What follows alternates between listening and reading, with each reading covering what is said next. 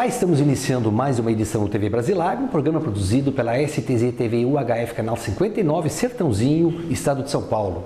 Você pode assistir a íntegra de todos os nossos programas visitando o nosso site brasilagro.com.br. No mesmo site você se inscreve para receber todos os dias e gratuitamente ao Clipe em Brasilagro, com as notícias nacionais e internacionais das cadeias produtivas do agronegócio.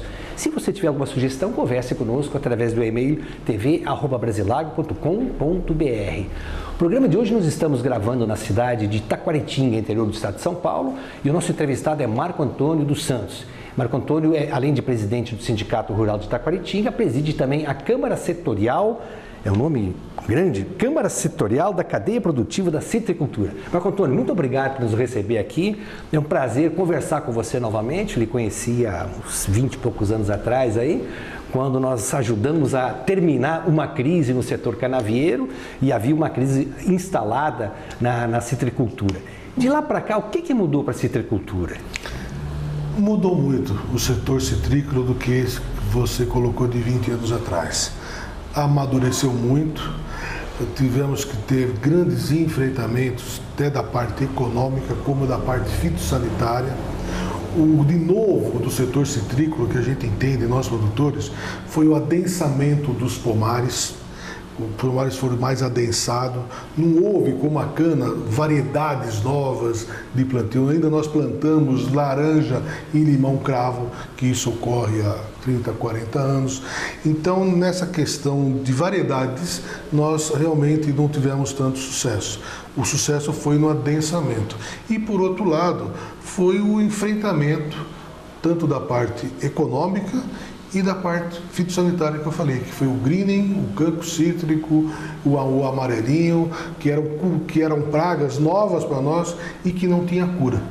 Então isso desequilibrou muito o setor também, somente na parte econômica. O setor o setor da produção da cana, da laranja, ele sempre teve um enfrentamento muito forte. Isso é histórico. Eu relembro, e nós falávamos isso antes de começar a gravação do programa, eu relembro dos grandes movimentos que o então deputado federal João Cunha organizava com os produtores aqui na região de Monte Alto, região de Bebedouro também, e ali havia sempre uma divisão muito forte. Um poder muito concentrado nas poucas indústrias e um número significativo aí de produtores de laranja, os fornecedores a essa indústria. Como é que está hoje essa relação entre indústria e produtor de laranja? Hoje a gente entende que melhorou muito do que era. As indústrias são muito mais organizadas em decorrência que são poucas companhias. No passado, Quantas são hoje? Hoje praticamente são 3 companhias grandes que dominam. Você pode nominá-las? A Cutrale, a Citrosuco e a Luz Greifos. E existem várias pequenas empresas também, que hoje empresas de processamento de 15, 20 milhões de caixas de laranja, que estão nesse nicho de mercado, mas não são tão competitivas como essas grandes. E são muito bem organizadas. Por outro lado, o setor nunca conseguiu organizar uma representação correto, uma representação que poderia efetivamente liderar. Na época do João Cunha, você lembrou bem, eu lembro que aqui em Monte Alto, cidade vizinha, nós enchemos o ginásio de esporte. Verdade. De produtores. O João, aquela articulação dele, fez um trabalho no segmento e muitas vezes a laranja tem uns picos de altos e baixos. Tem anos que ela remunerou bastante e quando remunera, muitas vezes você já não consegue articular uma organização. Porque o negócio está bom. Quando a coisa está ruim, aí aparece todo mundo para se organizar. Então nunca tivemos uma representação nata, segura, em decorrência da própria participação do produtor.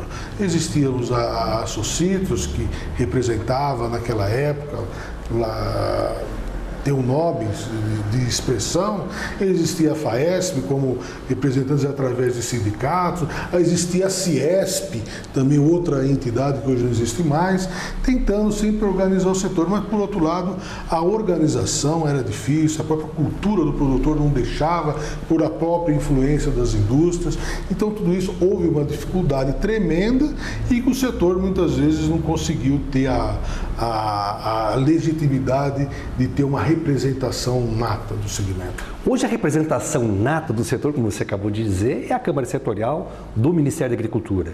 A Câmara representa, não representa, vamos dizer, hoje quando você falar em representação, você cria até discussões no meio da produção. Nós tivemos recentemente, estamos tentando trabalhar o Concessites, como eu falei para você, e houve uma discussão tremenda entre as próprias entidades de produção, questionando quem que representa quem. Em decorrência de tudo isso, não tivemos até hoje uma realização desse conselho. Faz 3, 4 anos que está de questão jurídica, para você ter uma ideia, chegou ao CAD para tentar viabilizar isso. Quando o CAD efetivamente define a situação, aí entidades como a Federação da Agricultura, Unisítios, entram com embargos, achando que ele tem menos poder do que o outro. Então essas pessoas, muitas vezes eu acho que a representação que elas acreditam que tenham, não tem essa representação, e por outro lado o produtor desconhece essa forma que está sendo realizado essa representação.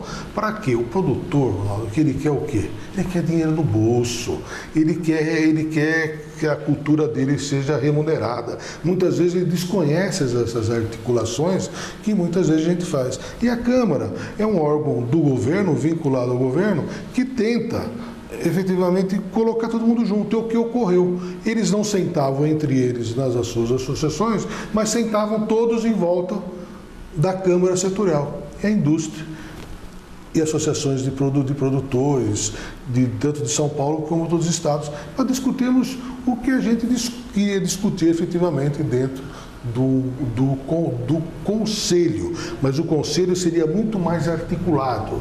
No conselho você iria sentar com as indústrias, questionando o custo da industrialização. Tem que ter isso, como a cana que está na nossa frente, eu acho que é ano-luz, em decorrência da articulação e do convívio. Queira ou não queira, ou está muito bom ou não está, existe um conselho, que é o Consecana, que está aí, acerta, tendo que não dá um resultado positivo, mas existe a discussão. Isso nem ocorre com o setor, não tem a discussão entre os dois lados. Como é que você explicaria ao nosso telespectador e também aos nossos produtores de laranja, essa falta de sinergia? Quer dizer, as dificuldades que a gente acompanha na citricultura são tamanhas, são tantas, quer dizer, as notícias que a gente tem visto, lido nos jornais, ouvido nas emissoras de rádio, visto pela televisão, mostram os pomares carregados, o produtor não tá fazendo a colheita, a indústria se nega a receber, quer dizer, e aí você tem aí um problema de representação do setor. Como é que se justifica isso? E eu lhe faço essa pergunta porque você, além de presidir a Câmara Setorial, você é presidente do Sindicato Rural e, obviamente, você tem voto na FAESP, que é a Federação da Agricultura do Estado de São Paulo. Exatamente. Muitas vezes, a gente lamenta, como você falou, no interior de São Paulo está bem estruturada a questão sindical. Por outro lado, eu lamento que muitas vezes tem sindicatos espalhados que muitas vezes não têm o conhecimento necessário para informar o seu produtor. E o produtor quer o quê? Não adianta o produtor vir aqui falar com um funcionário meu que não vai tapar, ele quer falar comigo. Sim. E essas pessoas têm que estar engajadas para informar corretamente o que está acontecendo. E muitas vezes as questões, vamos pela unidade sindical, é centralizado na Federação da Agricultura de São Paulo, onde tem as comissões, a Comissão de Citricultura, aonde que efetivamente eles desenvolve a informação, o que eu fiz por muitos anos. Isso. Lá. Mas fez muito bem. Trabalhei firme, conheci o setor, estou nesse segmento desde o meu pai. Então, eu conheço o setor e sempre gostei disso. Gostei de estar envolvido, a gente gosto de fazer o que eu faço mesmo, é articular. Já fechei porta de indústria, já fiz manifestações em rodovia, e o tempo vai se moldando, né? Sabendo que, olha, você tem que ajustar aqui. Então, muitas vezes eu vejo uma situação ocorrendo, isso eu fiz há 20 anos atrás, eu sei que não é mais nessa linha, a gente até respeita. Então, muitas vezes, eu entendo que há necessidade de uma articulação maior e para você levar a informação. E muitas vezes a nossa federação, eu acho que falta um pouco um pouco mais de profissionalização nesse sentido. Eu vejo muito um pouco questão de vaidade, de poderio. Para você ter uma ideia, eu participo lá, nosso sindicato é filiado. Em decorrência da minha não concordância dos procedimentos que estavam ocorrendo, praticamente a entidade foi excluída do sistema da Câmara, da Comissão de Citricultura, ou seja, de nada. Hoje a nossa entidade está excluída, não somos convidados mais para nada para opinar, porque a partir do momento que você for contra, muitas vezes não entende, ele acha que você é contra o sistema no todo.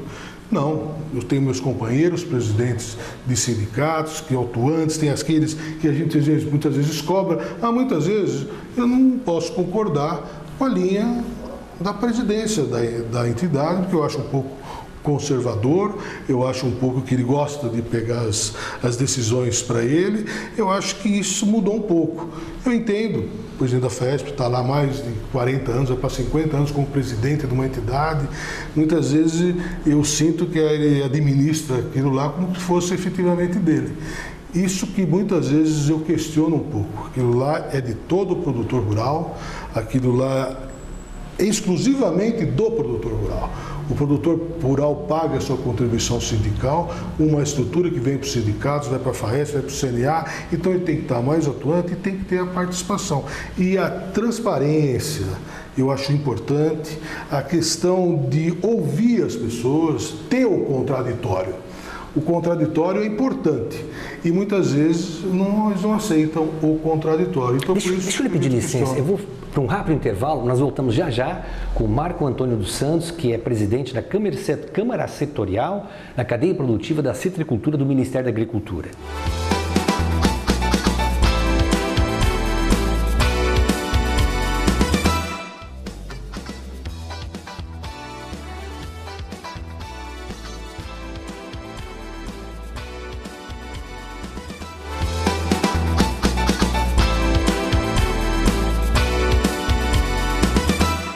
De volta com o TV Brasilagro, programa sendo produzido e gravado no Sindicato Rural de Taquaritinga, no interior do estado de São Paulo, com o presidente e também presidente da Câmara Setorial da Cadeia Produtiva da Citricultura do Ministério da Agricultura, Marco Antônio dos Santos. Marco Antônio, falávamos da FAESP, falávamos aí da falta de modernidade e da falta de profissionalismo até em algumas posições pontuais aí da Federação da Agricultura do Estado de São Paulo. Em que medida essa posição da FAESP tem atrapalhado as negociações que você vem fazendo, não só com a indústria, mas também com o setor como um todo? Quer dizer, você agora mesmo coordenou um trabalho fantástico, que é o PEPRO, que são os leilões de compra de fruta, isso traz uma segurança ao produtor, e a pergunta que eu lhe faço e repito, até que ponto a FAESP tem atrapalhado esse tipo de atividade que possa trazer renda, segurança ao produtor de laranja? Eu acho que a FAESP poderia contribuir muito. Uma questão que houve o meu contraditório da FAESP foi a questão do Concessitos. O Concessitos, eu falei, era um tipo no conselho como da Consecana, que nós estávamos pleiteando há muitos anos, liderado pela Socitos, que quis efetivamente fazer esse trabalho extremamente importante. A coisa caminhou, como eu contei, caminhou muito essa situação, e quando foi parar tudo no CAD, eu não vou contar a história detalhada, mas foi parar tudo no CAD. O CAD fazer a definição, quem que representa, quem que participa, ficou 2 anos no CAD. Em fevereiro, 2 anos no CAD. E nós tivemos as piores safras desses últimos 3, 4 anos. Então não teve articulação com a indústria, porque nós dependemos da indústria. A indústria compra a totalidade da laranja do produtor. O produtor só trabalha numa safra de mais de 300 milhões de caixas, que seria esse ano, só com 50 a 60 milhões no mercado de fruta fresca. O restante é processado. E tivemos safras de 2 anos atrás de 420 milhões de caixas. Então foi uma safra gigantesca que nós não tivemos a articulação de sentar com a indústria para negociar, para discutir. Tivemos problemas recentemente de descarga de laranja da indústria. Não temos conversar com a indústria sobre isso. E a indústria só conversaria dentro desse conselho. Eu acho que faltou um pouco de profissionalismo no sentido do que vamos criar um negócio. Se o CAD em fevereiro definiu quem que seria quem lá dentro, com números de votos. Ah, mas eu não estou satisfeito. Tudo bem, naquele instante, mas vamos sentar, vamos dar início. E aí você vai ajustando no decorrer. Não deu nem tempo, já entraram com embargos, não concordo com isso, páragos de novo. E está até hoje sem uma decisão, e por outro lado a safra vem correndo. Então isso foi a minha discordância. Eu acho que eram pessoas maduras que tinham condições de sentar com os maiores empresários desse país e do mundo, porque nós lideramos o suco de laranja no mundo, e são 3 companhias. Nós tínhamos essa oportunidade de sentar com essas pessoas há anos atrás, nessa pior crise que o setor, para discutir. Olha, vamos pressionar, vamos juntos no governo, falar que esse câmbio não está ajudando em nada, precisamos de recurso, o endividamento do setor é muito grande. Eles ajudariam. Não teve qualquer tipo de entendimento. Todo entendimento foi em cima da Justiça, do Conselho de Direito Econômico. Não teve a capacidade de articular entre nós. Então é isso que eu lamento. Por quê?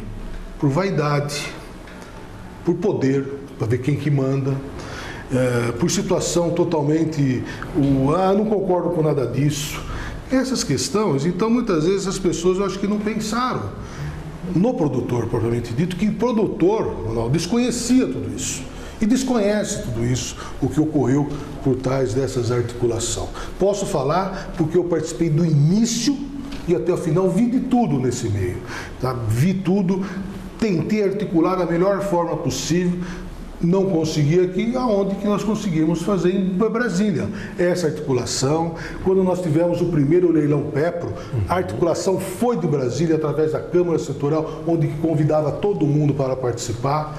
Então, a articulação começou a sair de lá, porque aqui em São Paulo nós não conseguimos articular. Então, fizemos esse trabalho com a intenção do quê? Para ver se conseguisse pôr todo mundo na mesma mesa, para discutir com pessoas sérias, com pessoas de uma cadeia produtiva importante, que exporta mais de 2 bilhões de dólares, mais de 250 mil empregos em São Paulo, mais de 8 mil citricultores. E uma liderança mundial, não é? Exatamente. Isso que é interessante. É uma liderança destacar. Mundial. E os nossos inimigos não estão aqui dentro, não. Nossos inimigos estão lá fora. É lá fora que esses grandes grupos se unem. Esses grupos que vêm pressionar para comprar suco mais barato. O mercado se concentrou também, não só no mercado brasileiro, como lá fora. Hoje tem meia dúzia de envasadores de suco no mundo. O produtor de laranja não fixa preço.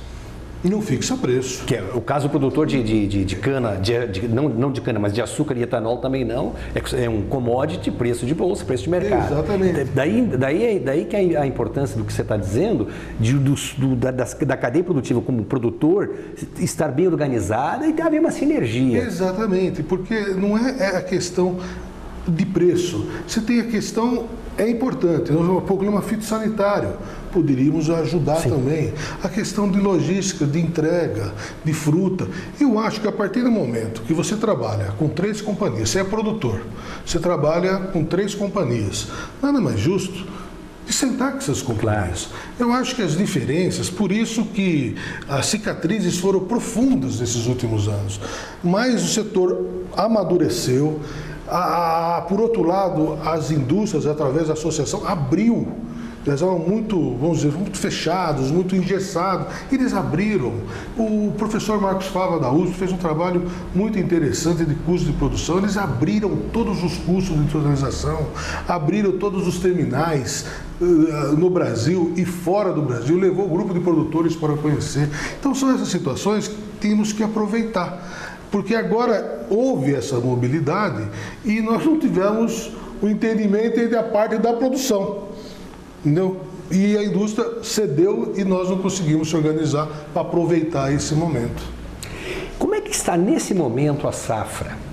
Quer dizer, você tem os leilões, você tem a notícia das indústrias não receberem parte do que os produtores forneceram, e você tem pomares que não estão sendo, parece que o valor de mercado não compensa você colher. É melhor deixar a fruta apodrecer no pé. Veja bem, tem todos os aspectos. Vamos falar da safra atual. Tá. É uma safra de mais de 300 milhões de caixas. É outra questão também. Nós nunca tivemos o número exato de safra. sempre brigamos com a Conab. No Conceitos ia elaborar isso para nós termos um número na nossa safra. Esse número é da Citrus BR, que fez a divulgação. A Conab não fez a divulgação ainda.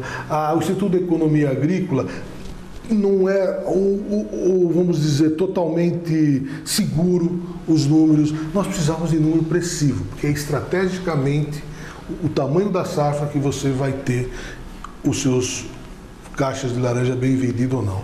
Então é uma safra desse ano de mais de 300 milhões de caixas.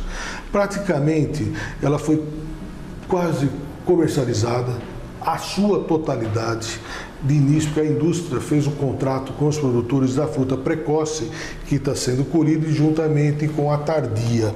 Será colhida após setembro e novembro, a safra vai até janeiro do ano que vem. Então ela fez esse contrato de R$ 8,00 a caixa da precoce e de R$ 10,00 a tardia, com participação na venda do suco a partir das cotações referentes do ano que vem. Então a safra começou, nesse início de safra, que começou praticamente, vamos dizer, a totalidade, agora no início, houve uma questão de descarga dos produtores, caminhões ficaram 2, 3 dias na fila, em decorrência de frutas que segundo informações que vinha da própria fazendas, as indústrias tinham preferências. Era isso que nós tínhamos que conversar, todo mundo sentado para isso não ocorrer. Houve todos esses questionamentos, houve muita devolução de laranja, porque o produtor faz a colheita, põe no caminhão e leva para a indústria. O caminhão fica lá 2, 3 dias para descarregar. A hora que vai descarregar, essa fruta já não está boa. Ela já saiu do pomar com um déficit hídrico enorme. Nós estamos passando uma seca aqui fora do normal. Nós sabemos isso. Sim. Laranja não engrossou, ela ficou pequena e murcha. Então agora você imagina você colher uma caixa, põe na caixa no chão, pega essa caixa, joga em cima do caminhão, carregado com 15, 20 toneladas, um caminhão truco ou uma carreta com 30, vai na indústria, no pátio da indústria, fica lá 3 dias, essa laranja lá, murcha. A hora que vai fazer a descarga, a indústria não quer mais, porque ficou podre. Então volta para o produtor, olha o prejuízo que isso ocorre. Então isso ocorreu nesse início de safra, mas já está se normalizando. A Cultrale, principalmente, está abrindo, acho que todas as unidades industrial dela no estado. Então essa fruta precoce já está se ajustando. Mais que a Grapes fechou uma unidade em Engenheiro Coelho, está recebendo nas outras fábricas. Então a Citrosuco também está pegando aqui em Matão, se eu não me engano, em Catanduva. Então são situações que vão se acomodando no decorrer da safra. A precoce teve esses problemas, mas eu acho que já está se ajustando e a meia estação da tardia vai correr naturalmente. Eu vou chamar mais um rápido intervalo e nós voltamos já já com Marco Antônio dos Santos.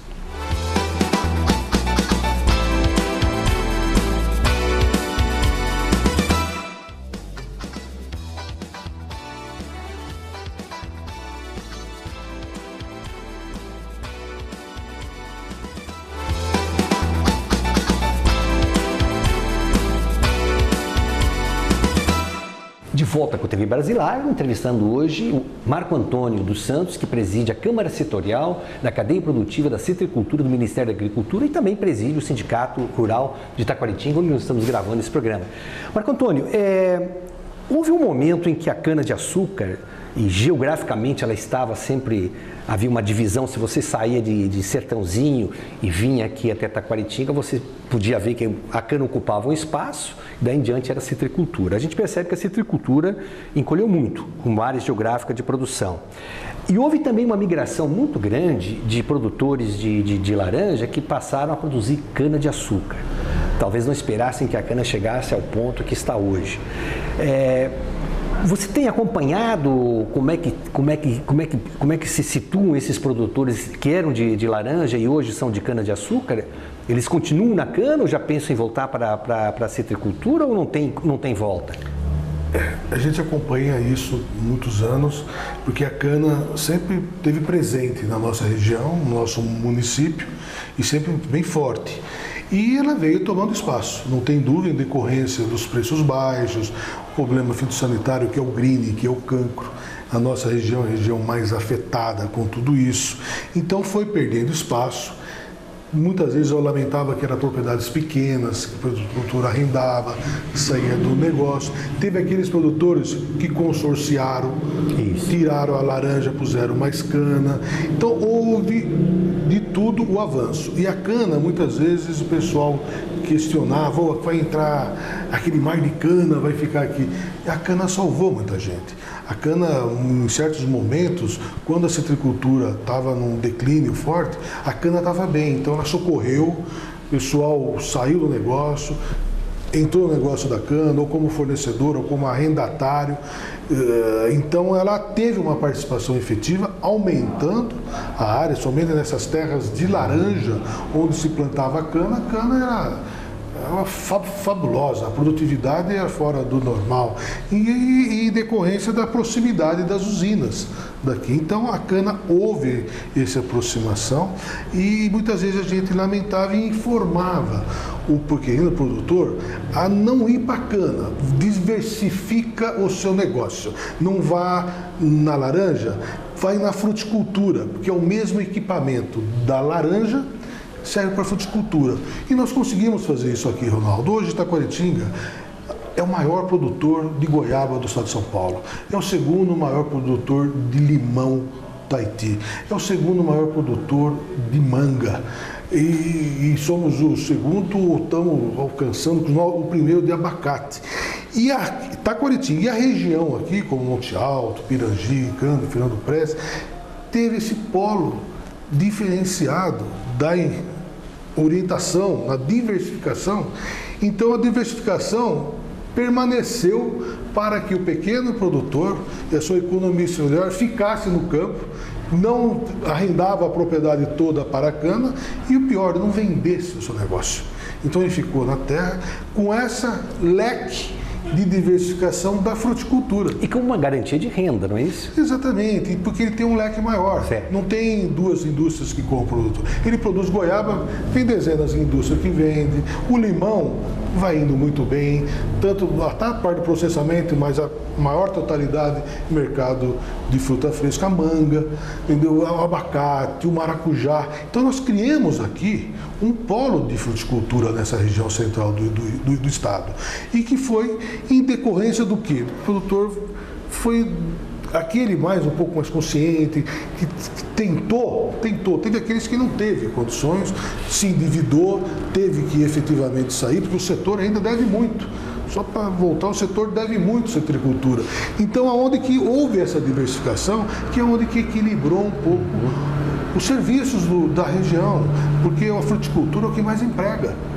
É a fruticultura. Então houve a descentralização de renda, a distribuição de renda na parte da fruticultura com a laranja. Existe laranja na nossa região e bem presencial, mas o produtor diversificou nessas culturas pelo mesmo equipamento que ele tinha. Então, muitas vezes, o que estava ruim da laranja, eu converso com o produtor, mas ainda bem que eu saí do negócio. Eu ia lhe fazer essa pergunta. Aquele que deixou a laranja e foi para a fruticultura, ele se saiu bem? Ele diversificou, foi para a fruticultura. Aquele que saiu da laranja, foi para a cana, não volta para a laranja. Por que não volta? Não volta primeiro. Ou ele arrendou a sua área. A partir do momento que ele arrendou a sua área, ele vendeu todo o equipamento. É verdade. O equipamento. E hoje o produtor, o fornecedor que quer fornecer, ele tem que ter outro equipamento. Sim. Não é o mesmo o que serve da laranja, do abacate, da manga, do limão. Esse equipamento, teve aqueles que permaneceram e houve essa interação junto com essa diversificação de cultura. Em termos de renda por produtor, o que tem remunerado mais nos últimos anos? A fruticultura, a laranja ou a cana? Evidentemente que não. Laranja, ela remunerou muito já o produtor, mas tirou muito dele também. Eu acho que as culturas, como a manga, como o limão, como a goiaba, como o abacate, como o maracujá e outras culturas, as rasteiras, que plantam aqui. Aqui as propriedades são pequenas, no máximo não chega a 4 módulos fiscais, ou seja, 20, 25 alqueires por produtor, até menos. Então, aonde que permaneceu o cara lá, permaneceu a família dele lá. E isso dava mais renda para ele na parte da fruticultura, nessa diversificação, porque ele vendia ou no mercado. Teve anos que não conseguiu vender bem, mas no outro ano melhorou, vendia para Minas Gerais, vendia para o Paraná. Então, a fruticultura, eu acho ainda uma grande saída para o produtor. Há quantos anos houve essa expansão da fruticultura aqui? Aqui na nossa região já faz mais de 20 anos. Tá. Há mais de que a gente já vem pregando isso. E a gente fica surpreendendo muitas vezes que eu vou num plantio, o cara plantou aqui lixia. E tem um volume grande de lixia. Fez um pack house lá para começar a lixia. Está aqui. Hoje nós temos aqui o maior pack house de manga, que é exportado daqui para a Alemanha. Então tem esse movimento. Então, aonde que as pessoas já viam, já tem uma tradição na goiaba, e aí a coisa veio crescendo. E as cidades vizinhas também já começaram também a se expandir um pouco. Itápolis, que era o maior município citrícola do país, hoje não é mais, e hoje já é um grande produtor de goiaba. Entendeu? Por quê? Porque tem várias fábricas instaladas aqui, a goiabada e a polpa. Então é essa linha que você tem que orientar o produtor, e ele com certeza ele tem a renda. Tem a renda para se manter no campo. Esse mercado tem crescido muito da fruta fresca, não é? Não só no mercado interno, mas a gente acompanha também a exportação. Você acabou de situar aí a exportação de manga. Esse é um mercado que é um mercado interessantíssimo. Com toda a razão. É um mercado interessante. Eu falei da manga, mas temos o limão, a exportação do limão também. Então, tem mercado. E o mercado aumenta. Muitas vezes vamos falar um pouco do limão, que o limão hoje está com os preços muito bons, e o pessoal lá atrás fala, estou plantando muito limão, não vai cair o preço. O limão é estável, é uma cultura interessante de ter, principalmente pequeno produtor, onde que ele colhe, se ele tiver ainda irrigação nessa área, ele vai conseguir colher semanalmente, ele vai fazer o dinheiro dele.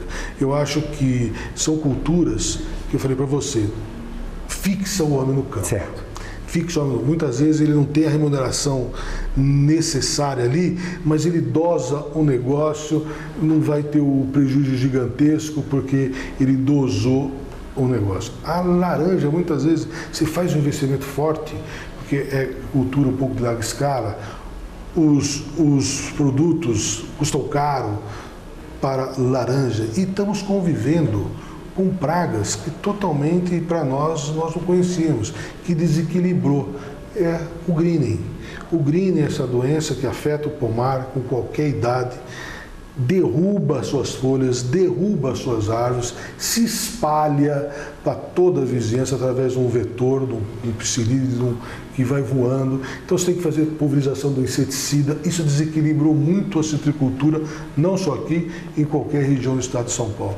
Então aonde que o produtor fica lutando contra isso? Muitas vezes ele está esperançoso de plantar uma tangerina polcã, uma mexerica cravo, para trabalhar com o mercado, e muitas vezes ele não consegue tirar em decorrência dessas pragas que até o momento nós não temos nenhuma variedade resistente e nenhum controle necessário de todo produtor de forma geral. Não adianta você fazer o trabalho correto e eu não fazer.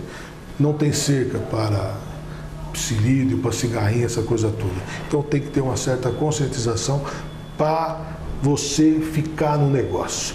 Laranja hoje, eu acredito, só é muito benéfico para produtor com uma escala um pouco maior do que no passado, que era produtor com escala menor, ficava no negócio. Eu acho que hoje as escalas aumentaram e esse pequeno produtor ele pode direcionar, quer plantar citricultura, plante, vou vender até para a indústria, mas direcionando para um mercado interno de fruta fresca que tem um mercado amplo para ser expandido, trabalhado, e vamos trabalhando para isso. Nossa próxima demanda é a questão do suco 100% no mercado brasileiro a ser comercializado para todas as os mercados com a isenção do PIS e COFINS. É isso que nós estamos trabalhando e um potencial muito grande, porque o Brasil ainda é o maior consumidor de laranja fresca do mundo. Eu vou deixar uma pergunta em aberto e nós encerramos esse bloco e eu queria que já na abertura do próximo bloco você respondesse.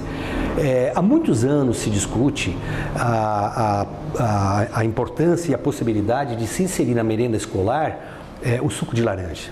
Eu acho que nada mais brasileiro, nada mais nosso do que o suco de laranja. Até que ponto isso consegue ser viabilizado? Já temos experiências positivas ou não? E o que poderia significar para o mercado da citricultura se todo estudante nosso, ao invés de estar tomando o seu leitinho, continue tomando o seu leite, mas que tomasse também um suquinho de laranja? Mas isso a gente fala já na abertura do próximo bloco.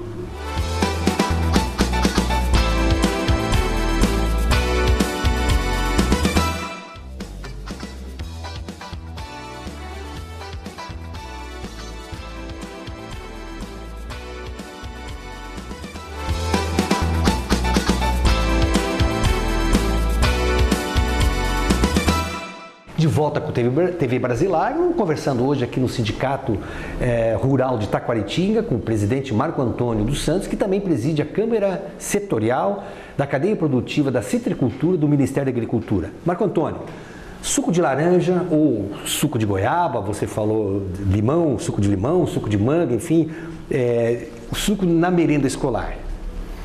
É viável, há possibilidade de fazer. Já existe trabalho consolidado, mas depende de vontade política. Não é muitas vezes vontade política, vamos no governo federal, vamos no governo de São Paulo. Não, temos que ir nas prefeituras. Isso. A merenda escolar hoje é municipalizada, recebe recurso e cabe às prefeituras fazer a implantação disso. Bebedouro faz um trabalho muito bom. O consumo de laranja lá é gigantesco na merenda escolar e não só na merenda, outras repartições públicas do município. Por quê? Porque o prefeito teve vontade política de fazer e que muitas vezes não ocorre nas cidades citrícolas. Então há necessidade de ter a vontade de implantar isso no município. Cabe sim ao seu prefeito municipal. Quer pôr da laranja, quer pôr da goiaba, quer pôr da manga? Tem fábricas que fazem isso. Tem fábricas que embalam em chacezinhos de 200 ml, cartonado, tem durabilidade, não precisa fazer mistura. Porque muitas vezes, eu lembro que nós fizemos um trabalho em Brasília, fomos lá no Ministério da Educação com o Aloysio Mercadante. Olha, vamos pôr o suco de laranja concentrado na cesta básica para o governo e tal. Nós fomos lá. Aí o Aloysio sempre esteve envolvido um pouco, alguns anos atrás, quando ele foi candidato a governo de São Paulo. Eu lembro que nós tivemos bastante encontros, ele participou sobre isso. E ele falou muito bem, eu vou colocar o suco de laranja. Esse suco é concentrado. Tinha que diluir em água. Muito bem, eu vou mandar esse suco lá para o Nordeste, lá para o interior, e me falem se eles pegaram uma água, misturarem numa escola, a água, que a gente sabe que não é de boa qualidade, dá uma dor de barriga numa criança. O que é? É água ou é o suco? Sim. É o suco de laranja. Então, essa questão de suco, a ser diluídos, isso não testamos que não é viável. Há necessidade do suco pronto, o suco 100% natural, ou seja, de 200 ou 300 ml, é distribuído para as crianças com o canudinho, coloca e toma. Isso é viável, isso dá resultado. Ou na sua prefeitura local, que a laranja sai do pomar e vem para cá, dá para você fazer um trabalho diferenciado, como laranja descascada. O que você não pode pensar muitas vezes é tirar daqui e levar, espalhar para outras regiões do país. Se São Paulo fizesse isso, só São Paulo, e não na totalidade não de todos os municípios, põe 50% dos municípios implantasse o suco, não existiria problema de mercado. O suco ia consumir no mercado, ia ter demanda, ia ter preço, porque nós consumimos a laranja em forma de suco fresco, espremido ainda, tomado lá. Agora, se você colocar isso nas escolas e colocar nos mercados com essa isenção que nós pedimos para o governo de PIS e COFINS, não para sempre. Nós pedimos isenção para 3 anos, 4 anos, para o produto firmar no mercado, porque você não tem. O que você tem no mercado, que muitas vezes o consumidor desconhece, são os néctares. Tudo que você vê em mercado é néctar. É poucos lugares que você acha, quando escrita suco de laranja, aí é suco. Tudo que é néctar, que é mistura, que é blend, é água e açúcar. Isso é uma legislação nacional. E conseguimos, no ano passado, com o governo, aumentar a mistura de suco, porque esses néctar tinham uma mistura no Brasil de 25%. E o Códex Alimentar do Mundo preveria 50%. Foi uma briga imensa com os envasadores para aumentar para 50%. Agora conseguimos. Esse ano de 2014... foi para 40% e em 2015 chega a 50% de mistura no néctar. E a gente sempre trabalhou no suco 100%. Então você começa pelas prefeituras, pondo um altamente produtivo, da forma que o prefeito quiser colocar, tendo a estrutura necessária. Como bebedouro, ele coloca tanto suco fresco como coloca a laranja descascada. Mas em outras regiões pode ser tudo cartonado e pode tomar. Dá resultado, dá para se implantar, mas tem que ter vontade política de fazer. E você não ressaltou, talvez, o aspecto mais importante desse um programa nesse sentido, que é a questão da saúde pública, que você está, uma geração inteira de jovens estudantes aí oferecendo para essa geração um componente de saúde pública inestimável, que é a vitamina C da laranja é alguma coisa inquestionável. Não tem dúvida. Não só aqui como fora. Você sabe que nós perdemos mercado no mundo em grandes concorrências do quê? Águas aromatizadas, energéticos, que é essas propagandas gigantescas que você vê em grande mídia. E você não vê uma publicidade do suco, provavelmente dito, que é altamente nutritivo, saudável e apto a decorrer. Então, essa que está faltando é essa articulação entre produtor e indústria, no sentido que vamos fazer uma campanha de consumo brasileiro, vamos fazer um trabalho mostrando o que é bom o suco de laranja, suco de manga, é para isso. É a parte nutricional. Como eu falei, há necessidade de fazer isso, pode-se fazer, mas tem que ter vontade de se fazer. Tanto da parte da produção, das lideranças, como da parte dos envasadores. Eu acho que isso, temos mercado, temos tempo, sabe? O Brasil está crescendo, está se estabilizando no sentido de consumo, que antes nós não consumíamos tantos, hoje estamos consumindo mais, mas tem que trabalhar esse mercado. E o mercado brasileiro tem um grande potencial para crescimento.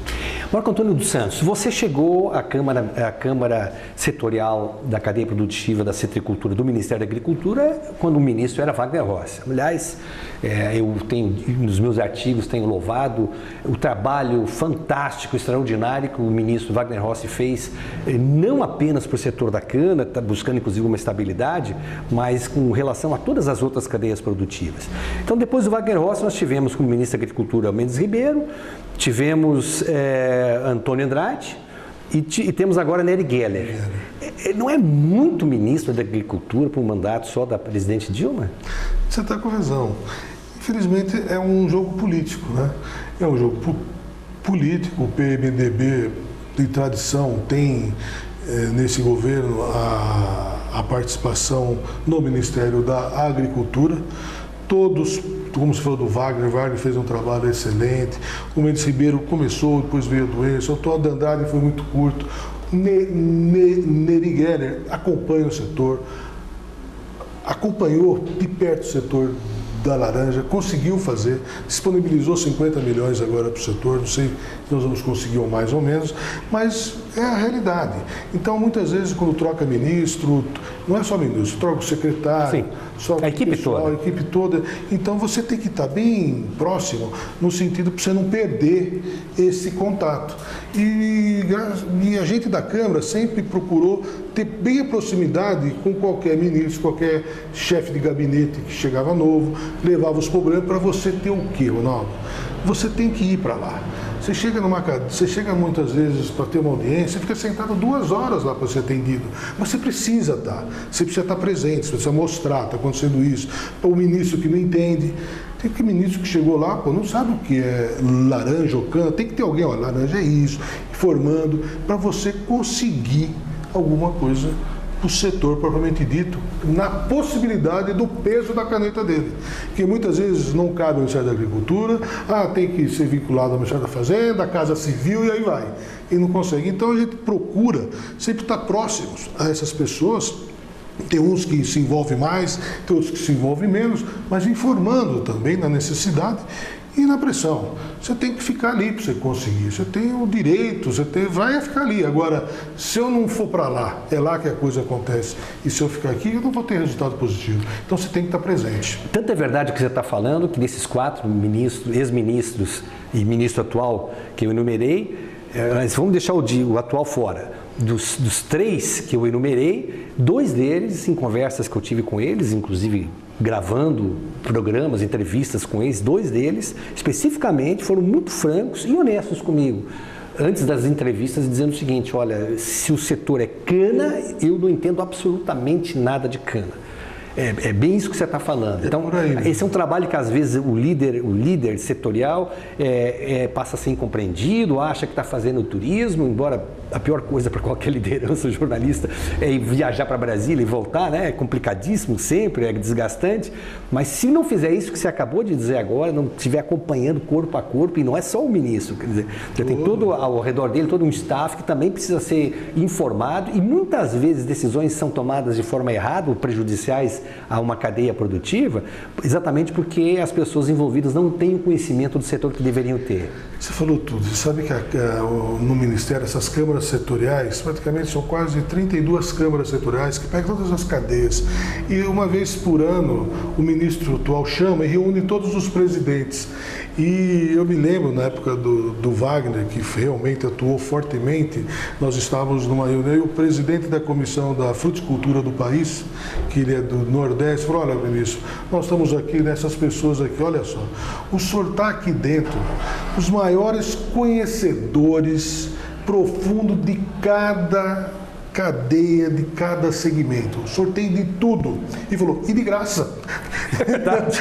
E de graça, porque nós, presidentes de Câmara de Estado, não é remunerados, não ganhamos, o governo não faz nada para isso, a gente se organiza lá para isso, para defender efetivamente o seu segmento.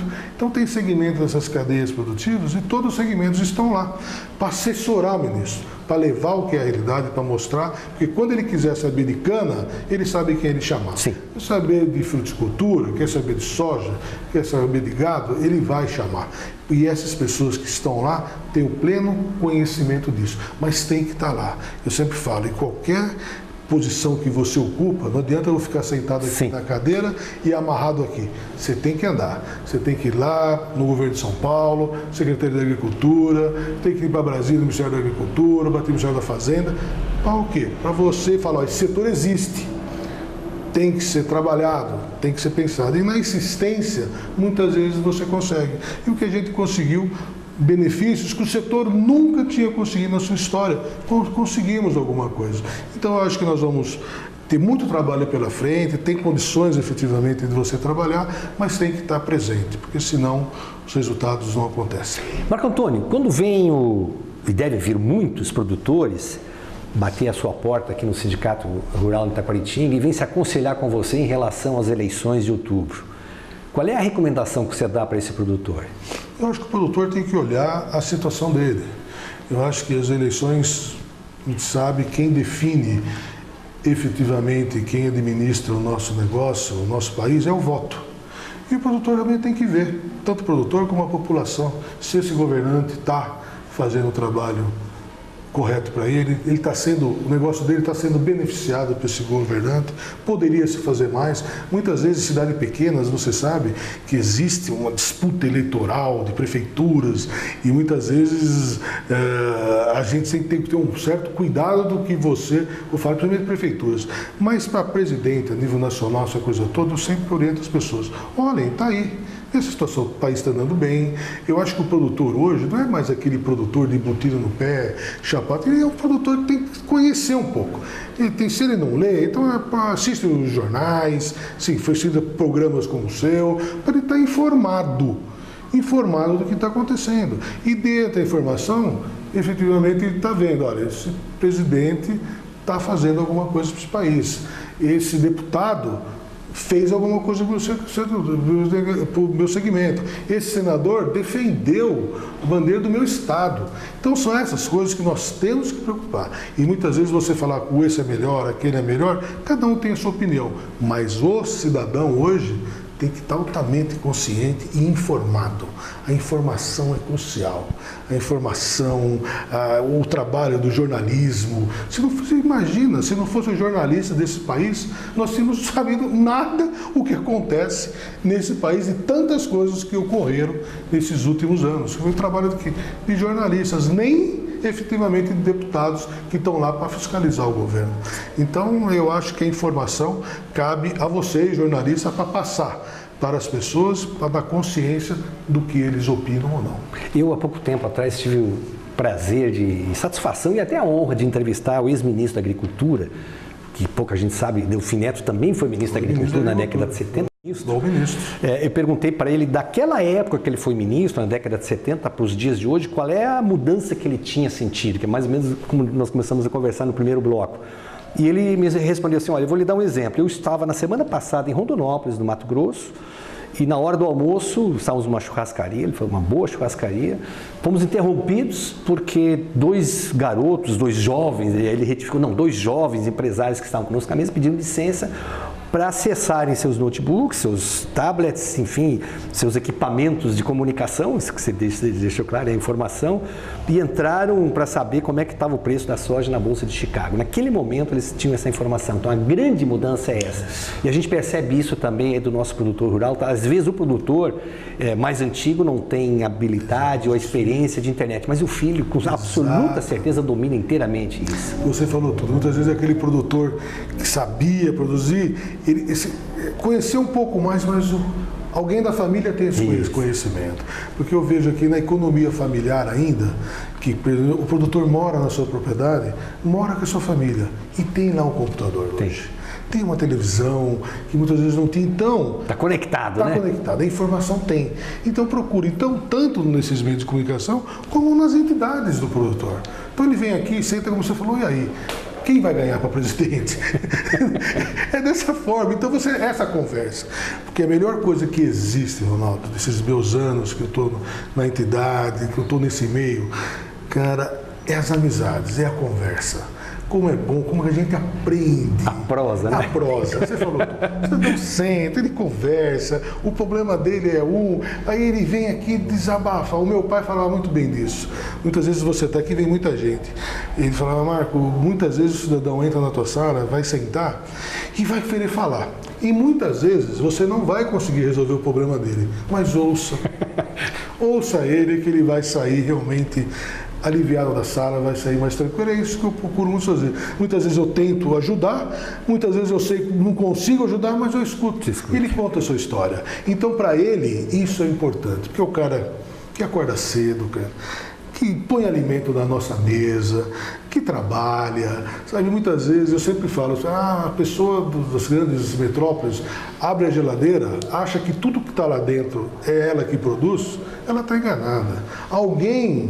Tudo que está lá dentro, alguém acordou cedo para colocar na geladeira dela. Então a geladeira não produz nada, quem produz é o homem do campo. É esse que tem que ter a segurança, o respeito, e que muitas vezes a gente sabe que isso não acontece nesse país. Infelizmente, a agricultura desse país tem que estar no topo. Tem que estar no topo, porque ela que exporta, ela que gera divisas para esse país, ela que segura o PIB, é a agricultura. E muitas vezes a gente vê cidades como a nossa, sertãozinho, as dificuldades sobre a cana. Era para acontecer isso no setor canavieiro? De hipótese alguma. Era para acontecer isso da laranja? Não era. Tinha que ter uma atuação mais forte, que são segmentos que geram divisas, isso tem exportação, é pessoas envolvidas, e somos os maiores. Entendeu? Nós somos o maior produtor de carne, de frango, de soja, de tudo. Então, Então, nós produzimos comida para esse mundo e muitas vezes não sabemos chegar a comida, um cidadão lá no Nordeste, um milho para alimentar o seu gado. Então, muitas vezes, é essas situações que tem que acabar nesse país. Sem dúvida. Marco Antônio dos Santos, muito obrigado pela oportunidade de revê-lo, de eu poder ser um ouvinte seu, você que me demonstrou o conhecimento profundo, não só da área que você domina, mas do agronegócio como um todo. Parabéns pelo seu excelente trabalho junto à defesa dos produtores e defesa da citricultura e também agora da fruticultura brasileira. Eu espero, em outras oportunidades, voltar aqui para a gente voltar a conversar e estender um pouquinho mais essa nossa prosa. É sempre um prazer recebê-los. Estamos de portas abertas aqui. Obrigado mais uma vez. A você, telespectador amigo, nossos agradecimentos. Voltamos na próxima semana com um novo entrevistado. Até lá, muito obrigado.